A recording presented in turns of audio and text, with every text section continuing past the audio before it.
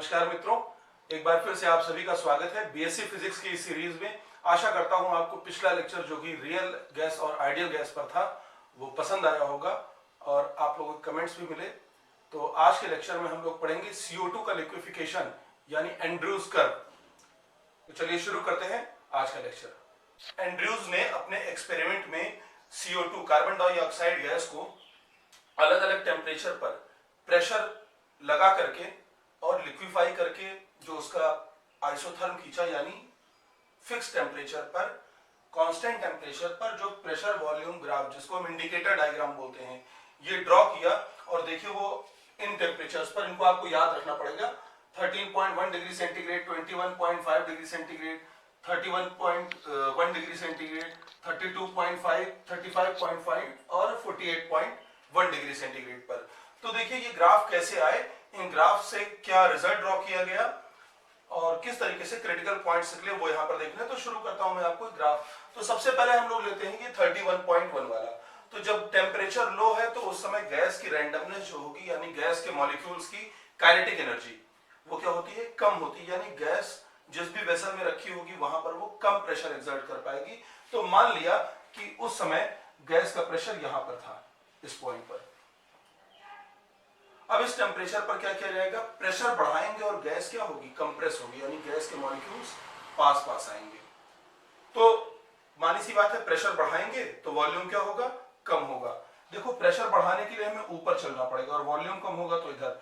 तो आप प्रेशर को ऊपर की तरफ ले जाइए तो वॉल्यूम क्या होगा, इसका कम होगा। और ये ग्राफ इस तरीके से आएगा। ये रीजन, इसको कोई पॉइंट दे दीजिए A और इसको पॉइंट दे दीजिए B। ये इस तरीके से आया।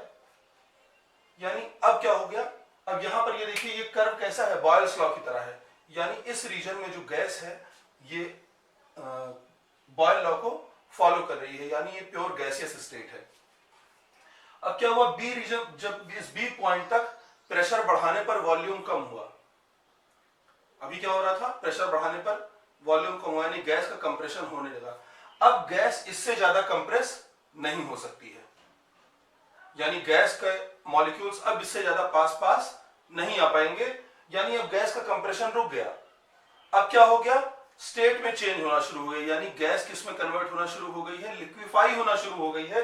तो उस ड्यूरेशन में क्या होगा, पर यूनिट वॉल्यूम में यानी प्रति एकांक आयतन में गैस के मोलों की संख्या घटने लगती है और जो द्रव है यानी लिक्विड के मोल्स के नंबर्स बढ़ने लगते हैं। यानी कि जैसे जैसे गैस का वॉल्यूम कम हो रहा है वैसे वैसे लिक्विड का वॉल्यूम बढ़ रहा है और number of moles per unit volume ये क्या है, फिक्स बने हुए हैं। इसको भी मैथमेटिकली भी मैं आपको दिखाता हूं। तो बी से लेकर के पॉइंट सी तक ये ऐसे, ये जो ग्राफ आया ये BC, इसमें देखिए वॉल्यूम तो घट रहा है लेकिन प्रेशर चेंज नहीं हो रहा है। कैसे, देखिए PV is equal to nRT, ठीक, ये कांस्टेंट है, इसमें ये दोनों चीजें कांस्टेंट हैं। तो यहां से आ जाएगा P is proportional to N upon V। तो यहां पर क्या हो रहा है कि वॉल्यूम तो कम हो ही रहा है, साथ ही साथ जिस रेशियो में वॉल्यूम कम होता है उसी रेशियो में नंबर ऑफ मोल्स भी क्या हो जा रहे हैं, कम हो जा रहे हैं।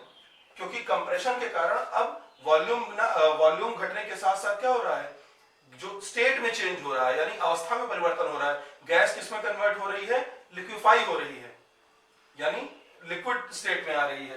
तो जैसे गैस का वॉल्यूम कम हुआ तो जितना वॉल्यूम घटा उतने जो गैस के मोल थे वो किस में कन्वर्ट हो गए, लिक्विड के मोल में। तो उसके कारण ये हमको यहाँ पर ये, अब यहाँ पर इस पॉइंट पर क्या हो गया, लिक्विफिकेशन पूरा हो गया, यानी गैस के सारे मोल्स किसमें कन्वर्ट हो चुके हैं, लिक्विड में। अब लिक्विड्स की प्रॉपर्टी क्या होती है कि गैसेस की कंप्रेसिबिलिटी, संपीड्यता बहुत ज्यादा होती है, यानी उनके प्रेशर लगा करके उनका वॉल्यूम बहुत कम परिवर्तित किया जा सकता है, बहुत ज्यादा मात्रा में परिवर्तित हो सकता है। लेकिन जो लिक्विड्स हैं वो आइडियल लिक्विड कैसा होता है, आदर्श द्रव इनकंप्रेसिबल होता है यानी असंपीड्य होता है। लेकिन चूंकि ये एक रियल लिक्विड बनेगा तो इसमें कुछ कंप्रेशन होगा, यानी कि हमें बहुत ज्यादा प्रेशर लगाना पड़ेगा तो वॉल्यूम में बहुत थोड़ा सा मिनिमल चेंज होगा। तो ये ग्राफ कैसे आएगा, इस तरीके से। देखिए प्रेशर में आपने यहां से यहां तक का चेंज किया तो वॉल्यूम में यहां से और ये रीडिंग इतनी दूरी बची, ये यहां से वॉल्यूम में इतना चेंज आ रहा है जब आप प्रेशर में इतना चेंज ला रहे हैं, यानी एक ऐसी स्टेट में आ गया, लिक्विड स्टेट में आ गया।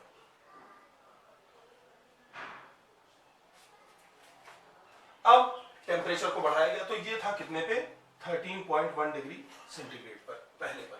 अब देखिए जब उन्होंने 21.5 डिग्री पर लिया, तो अब जब गैस का टेम्परेचर बढ़ाएंगे तो रैंडमनेस बढ़ेगी, यानी गैस अब अपने वेसल पर, गैस का जो नेचुरल प्रेशर होगा वो ज्यादा होगा।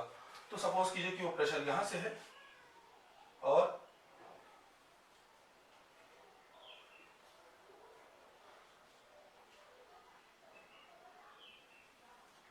ये इस तरीके से आ रहा है।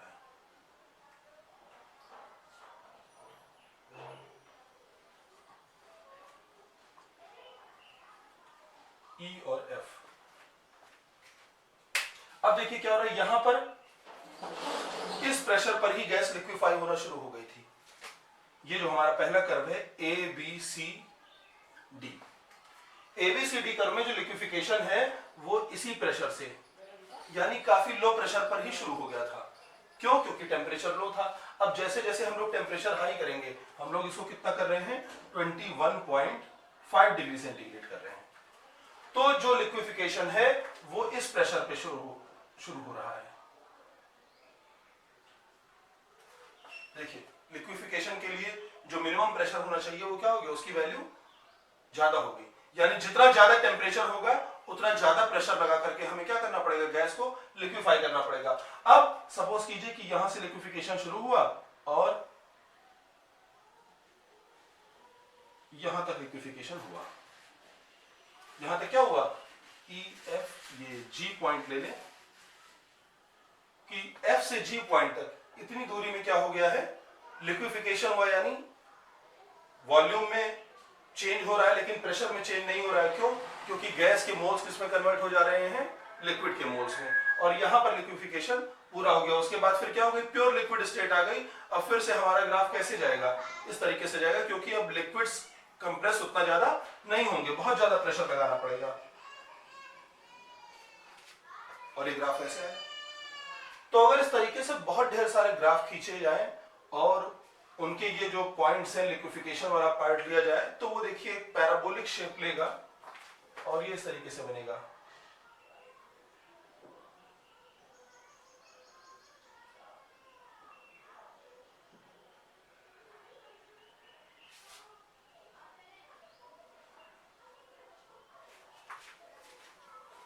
तो इधर तो हमारी गैसियस स्टेट है,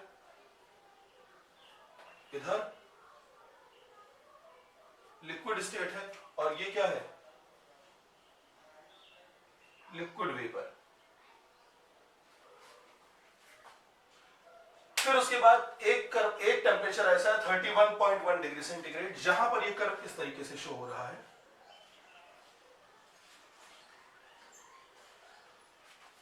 ये है, इसको कोई और नाम दे देते हैं, पी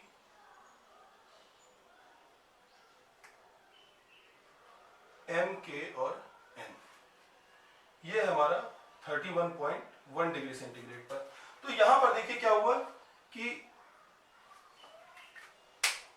अब ये गैस में लिक्विफिकेशन नहीं हो रहा है, क्योंकि अब ये वाली स्टेट नहीं आ रही है, स्ट्रेट लाइन जहां पर जो लिक्विफिकेशन को शो कर रही है, यानी टेम्परेचर बढ़ाते बढ़ाते एक ऐसा टेम्परेचर आया कि अब प्रेशर बढ़ाने के बाद भी क्या हो रहा है, गैस लिक्विड स्टेट में नहीं जा रही, यानी गैस का लिक्विफिकेशन होना बंद हो गया है। फिर देखिए, और इससे ऊंचे टेम्परेचर पे जब ये पीवी ग्राफ लिया गया, तो अब ये पार्ट हमें मिल ही नहीं रहा है, बल्कि ये किसकी तरह, प्योर बॉयल्स लॉ को फॉलो कर रहा है, जो कि आपका किस पे आया, 32.5 डिग्री सेंटीग्रेड पर,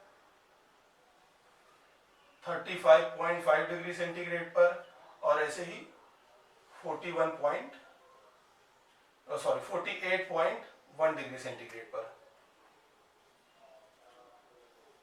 यानी अब ये जो हाई टेम्परेचर पे जो ग्राफ आए, ये प्योर बॉयल्स लॉ को फॉलो कर रहे हैं, और ये ग्राफ ऐसे ही किसके आते हैं, एयर के ग्राफ आते हैं, यूनिफॉर्म ग्राफ आते हैं कि हर टेम्परेचर पे, क्योंकि अब ये इतनी ज्यादा आइडियल गैस के करीब पहुंच गई है ये स्टेट कि ये प्योर बॉयल लॉ को फॉलो कर रहे हैं। जैसे कि हमारी एयर करती है। तो ये पार्ट तो हमारे लिए जो डिस्कशन का पॉइंट है वो यहां से लेकर के नीचे तक का हिस्सा है, जिसमें से ये दो ग्राफ मैंने आपको डिस्कस किए हैं और अभी इसके मेन पॉइंट्स लिख भी दे रहा हूं। तो ये जो पॉइंट है जो इस कर्व के हेड को छू रहा है, ये कहलाता है हमारा क्रिटिकल पॉइंट। तो यहां पर ये जो K है, ये क्या है? Critical point. और जिस टेम्परेचर पर ये ग्राफ खींचा गया है, ये क्या है? Critical temperature. और इस टेम्परेचर पर जो प्रेशर और वॉल्यूम की वैल्यू है उसको हम लोग पीसी और वीसी कहते हैं, यानी क्रिटिकल वॉल्यूम और क्रिटिकल प्रेशर। यानी क्रिटिकल टेम्परेचर पर जो प्रेशर और वॉल्यूम की वैल्यू होगी वो क्या है?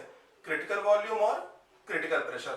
तो इस ग्राफ को थोड़ा सा इसका एक मेन पार्ट्स तो मैं यहां पर नोट्स के रूप में लिख दे रहा हूं।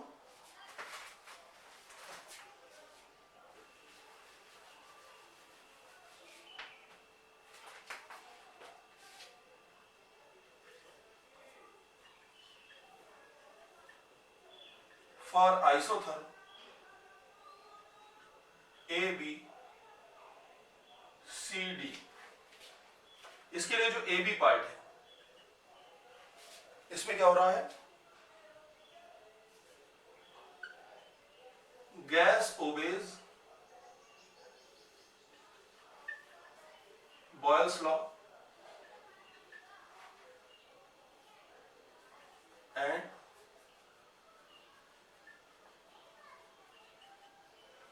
compression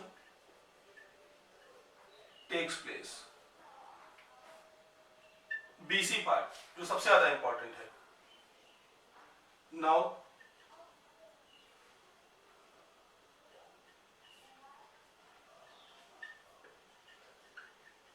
pressure remains constant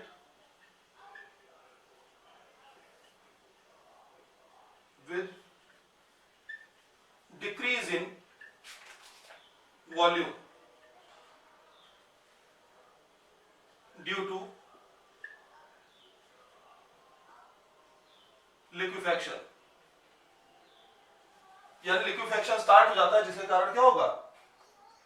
BC part में वॉल्यूम तो चेंज हो रहा है लेकिन गैस का प्रेशर चेंज नहीं हो रहा है। और उसका कारण भी मैंने आपको बता दिया कि यहां पर P is proportional to N/V। तो जैसे जिस रेशियो में V घटेगा उसी रेशियो में नंबर ऑफ मोल्स भी गैस के क्या हो जाते हैं? घट जाते हैं। इसका मतलब number of moles per unit volume becomes constant. और जो तीसरा पार्ट है CD, इसमें क्या है? Liquefaction is complete, the gas is now completely liquefied and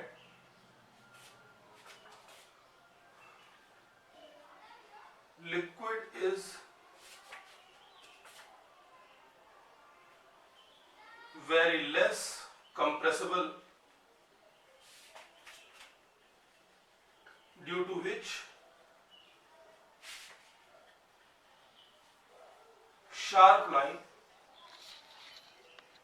occurs। ये शार्प लाइन आ रही है किसके कारण आ रही है? क्योंकि प्रेशर में बहुत ज्यादा चेंज करने पर ही वॉल्यूम में थोड़ा सा चेंज आ रहा है।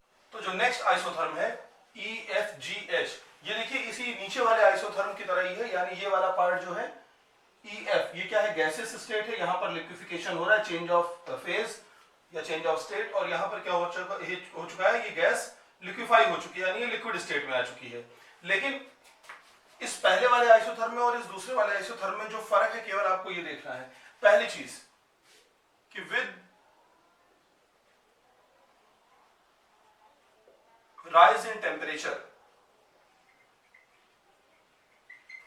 टेम्परेचर बढ़ाने से हुआ क्या कि लिक्विफिकेशन के लिए जो प्रेशर था, पहले क्या था? आपको ये P1 प्रेशर की जरूरत थी 13.1 डिग्री सेंटीग्रेड पर। अब जब आपने 21.5 डिग्री सेंटीग्रेड कर दिया तो आपको लिक्विफिकेशन के लिए P2 यानी उससे कहीं ज्यादा वैल्यू की प्रेशर चाहिए।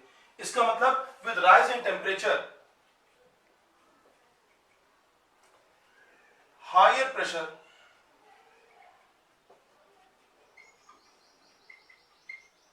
is required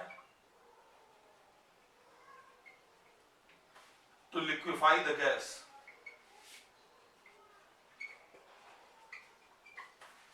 यानी कि लिक्विफिकेशन तो होगा, लेकिन और ज्यादा प्रेशर, जितना ज्यादा टेम्परेचर होगा प्रेशर उतना ज्यादा अप्लाई करना पड़ेगा। फिर देखिए क्या है, टेम्परेचर बढ़ने के साथ साथ ये जो इसका हॉरिजॉन्टल पार्ट है ये लगातार छोटा होता जा रहा है।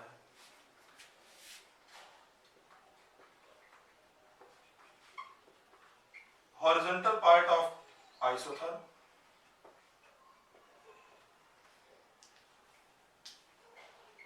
decreases with raise in temperature।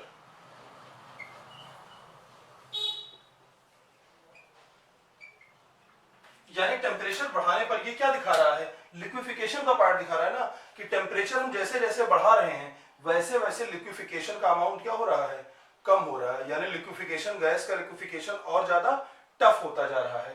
तो ये तो थे ये दोनों पार्ट। अब देखते हैं ये तीसरा क्रिटिकल कर्व जो है, जो हमारा थर्ड आइसोथर्म है, ये कौन सा है, एन के एम आइसोथर्म।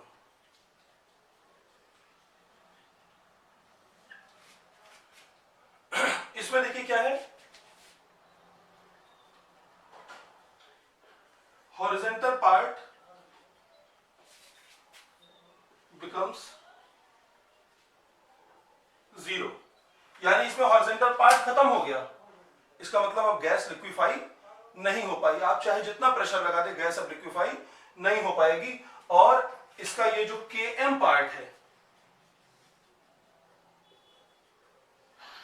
ये तो बॉयल्स लॉ को फॉलो कर रहा है, लेकिन जो इसका Kn पार्ट है, ऊपर वाला पार्ट, यहां पर क्या हो रहा है, प्रेशर बढ़ाने पर वॉल्यूम बहुत तेजी से कम हो रहा है।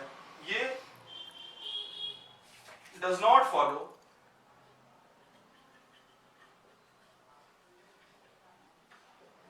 बॉयल्स लॉ, यानी ये वाला पार्ट बॉयल लॉ को फॉलो नहीं कर रहा है। और ये जो टेम्परेचर जहां पर ये इस स्वीप को ऐसे टच करते हुए जा रहा है, यही पॉइंट क्या कहलाता है, क्रिटिकल पॉइंट। और जिस टेम्परेचर पर ये ग्राफ है ये है हमारा TC, क्रिटिकल टेम्परेचर। और इस पॉइंट पर जो प्रेशर और वॉल्यूम की वैल्यू है वो क्या है, क्रिटिकल प्रेशर और क्रिटिकल वॉल्यूम। और इसके ऊपर वाले जो ग्राफ है उनमें देखिए कि ये वाला, ये पूरे सारे के सारे पार्ट्स क्या कर रहे हैं, क्योंकि अब यहां पर गैस का टेम्परेचर इतना ज्यादा है कि ये गैस किसकी तरह, आइडियल गैस के जैसा बिहेव कर रही है। आइडियल गैस नहीं, लेकिन आइडियल गैस की तरह, इक्विवेलेंट टू बिहेव कर रही है, जिसके कारण ये सारे के सारे सिमिलर ग्राफ्स मिल रहे हैं, जैसा हमारी एयर का ग्राफ, एयर का पीवी डायग्राम आता है। तो ये हमने कुछ कर्व्स देखे। अब हमें डिफाइन करना है कि ये हमारे क्रिटिकल पॉइंट्स क्या होते हैं। तो देखते हैं क्रिटिकल कांस्टेंट्स की डेफिनेशन। तो क्रिटिकल टेम्परेचर देखिए क्या है कि वो मैक्सिमम टेम्परेचर जिस पर गैस को हम प्रेशर डाल करके क्या कर सकते हैं, लिक्विफाई कर सकते हैं, वो क्या कहलाता है, क्रिटिकल टेम्परेचर। अब देखिए कुछ क्रिटिकल टेम्परेचर की वैल्यू यहां पर मैंने ली हुई है, जैसे CO2 के लिए आपने यहां पे लिखा 31.1 डिग्री सेंटीग्रेड, यानी रूम टेम्परेचर पर हम इसको क्या कर सकते हैं, लिक्विफाई कर सकते हैं। ऑक्सीजन के लिए कितना, -118 डिग्री सेंटीग्रेड, यानी इसको पहले हमें क्या करना पड़ेगा, ऑक्सीजन को -118 डिग्री सेंटीग्रेड तक ठंडा करना पड़ेगा, कूल करना पड़ेगा। फिर जब आप प्रेशर बढ़ाएंगे तब ऑक्सीजन क्या होगी, लिक्विफाई होगी। इसी प्रोसेस से क्या करते हैं, ऑक्सीजन को लिक्विफाई करके जो हमारे सैटेलाइट्स में एस्ट्रोनॉट्स होते हैं उनके लिए ऑक्सीजन को इकट्ठा किया जाता है। फिर हाइड्रोजन, हीलियम, इनके लिए जो क्रिटिकल टेम्परेचर है इनकी वैल्यू बहुत नीचे है, -250, और हीलियम के लिए अप्रोक्सीमेट -268 डिग्री। यानी इनको अगर हमें लिक्विफाई करना है तो हमें टेम्परेचर को और ज्यादा कम करना पड़ेगा। इसीलिए कहा गया है कि ये जो गैसेस होती हैं इनको बहुत हार्डली, मतलब इनको बहुत मुश्किल से लिक्विफाई किया जाता है, इसीलिए इनका बिहेवियर किसकी तरह रहता है, आइडियल गैस के करीब करीब रहता है। अच्छा, यहां पर देखिए जैसे इसकी क्रिटिकल टेम्परेचर से ऊपर के जो कर्व है, अब आप इसमें कितना भी प्रेशर लगा दीजिए लेकिन गैस लिक्विफाई नहीं होगी। हर जगह गैस क्या कर रही है, बॉयल लॉ को फॉलो कर रही है, आइडियल गैस के तरह ही जो है क्या कर रही है, बिहेव कर रही है। इसका मतलब क्या है कि above critical temperature gas can not be liquefied whatsoever higher the pressure be, यानी कितना भी हम प्रेशर लगा दें, क्रिटिकल टेम्परेचर से ऊपर अगर हमारी गैस का टेम्परेचर है तो उसे हम प्रेशर लगा करके लिक्विफाई नहीं कर सकते हैं। उसको अगर लिक्विफाई करना है तो हमें सबसे पहले क्या करना पड़ेगा, गैस को उसके क्रिटिकल टेम्परेचर तक ठंडा करना पड़ेगा या उससे भी नीचे। जितना नीचे हम गैस को ठंडा कर ले जाएंगे उतने कम प्रेशर में हमारी गैस लिक्विफाई हो जाएगी। अब हमारे दिमाग में यहां पर एक चीज आनी चाहिए कि हाई टेम्परेचर पर प्रेशर ज्यादा लगाना पड़ता है और क्रिटिकल टेम्परेचर के बाद क्या होता है, चाहे जितना प्रेशर लगा दे गैस लिक्विफाई नहीं हो रही। क्यों? मॉलिक्यूल्स तो पास आ ही रहे हैं, वॉल्यूम तो घट ही रहा है ना, कंप्रेशन तो हो ही रहा है। तो इसको देखिए मॉलिक्यूल काइनेटिक थ्योरी वो किस तरीके से एक्सप्लेन करती है कि क्रिटिकल, ध्यान से सुनिएगा, कि क्रिटिकल टेम्परेचर के ऊपर, क्रिटिकल टेम्परेचर पर गैस के मॉलिक्यूल्स की काइनेटिक एनर्जी इतनी ज्यादा हो जाती है कि आप चाहे जितना प्रेशर लगाएं, मॉलिक्यूल्स पास पास तो आते हैं, लेकिन काइनेटिक एनर्जी या कह दिया जाए कि रैंडमनेस मॉलिक्यूल्स की इतनी ज्यादा रहती है कि वो एक दूसरे के फील्ड रीजन में यानी फोर्स के रीजन में रुक नहीं पाते हैं। यानी मॉलिक्यूल्स पास पास आएंगे लेकिन उनकी रैंडम मोशन इतनी रैपिडली हो रही है कि वो मॉलिक्यूल्स पास पास एक दूसरे का जो इंटरमॉलिक्यूलर फोर्स का जो रीजन है उस रीजन में रुक नहीं पाते हैं, स्टे नहीं कर पाते हैं, और इसीलिए हमारी गैस लिक्विफाई नहीं हो पाती है। तो ये कारण है कि क्यों क्रिटिकल टेम्परेचर के ऊपर टेम्परेचर को ले जाने पर, प्रेशर ज्यादा लगाने के बाद भी गैस हमारी लिक्विफाई नहीं हो पाती है। अगला है क्रिटिकल प्रेशर। तो क्रिटिकल टेम्परेचर पर वो मिनिमम प्रेशर जिसको लगाने से हमारी गैस लिक्विफाई हो जाएगी वो क्या कहलाता है, क्रिटिकल प्रेशर कहलाएगा। और critical volume, eight critical pressure volume of unit mass of gas, gas के एकांक द्रव्यमान का आयतन क्या कहलाता है, क्रिटिकल वॉल्यूम कहलाता है।